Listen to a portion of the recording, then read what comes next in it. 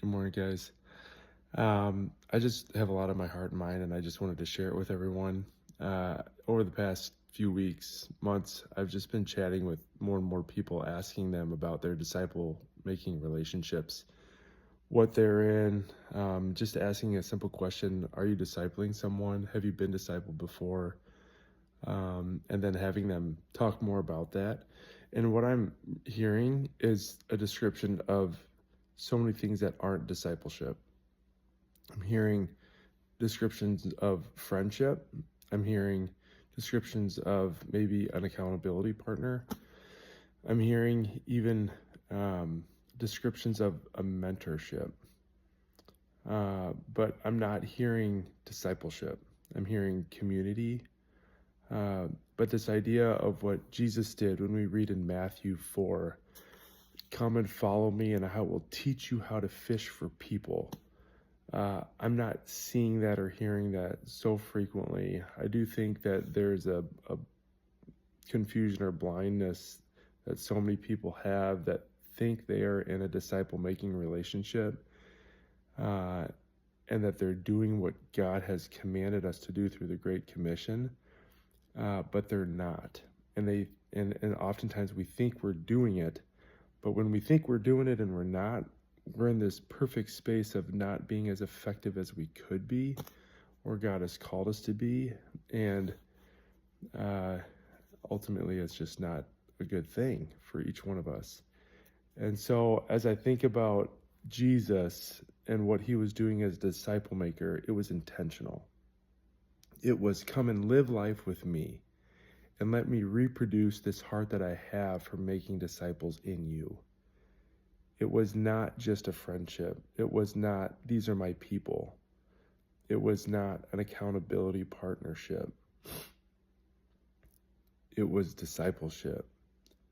Someone who is in a relationship with Jesus being transformed by his Spirit on mission with Jesus, as we've described discipleship.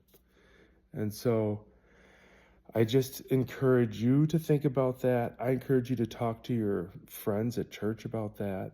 Ask them the simple question: have you been discipled before? What does that look like? Or are you discipling someone right now? What does that look like? And listen to their response to that.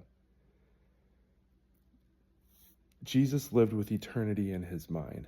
He lived with this beautiful picture of what heaven looked like, what heaven's going to look like someday. I read a bunch of Revelation today in my devotions. In chapters 4 and 5, it describes this beautiful imagery of the one who is seated on the throne, and then these 4 creatures around the throne, and then 24 thrones around that throne, and this incredible imagery that is truly majestic. That word is probably overused, but it's truly majestic. And then there was a scroll, the scroll that had to be opened, and no one was worthy of opening the scroll until Jesus showed up on the scene, the Lamb who was slain. It's this beautiful imagery, and I encourage you to read it as a part of your devotion today, but it gets me thinking about the end. You know, if we're going to be great disciple makers, we have to be great visionaries. We have to work today with the end in mind.